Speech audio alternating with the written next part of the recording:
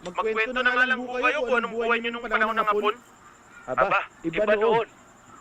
Lalo na kung pumapatrolya ang mga hapon sa lugar namin.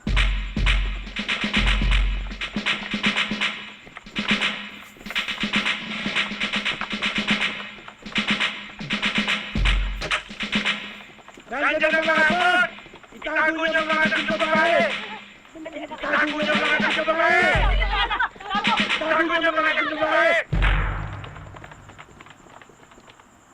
Malaki naman ang pagkakaiba ngayon kapag dumarating ang mga hapon sa lugar natin.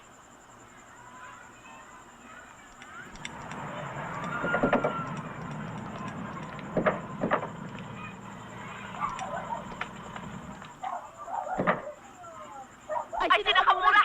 Aling tuling! Aling! Ilabas nila yung mga anak niyong babae! Nandito na si Nakamura! Bilisan niyo! Nakamura!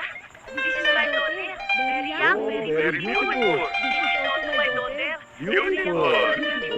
Beautiful. Oh, very young. Very young. Oh. Okay, hindi anak. Okay. Oh, ikaw! Okay.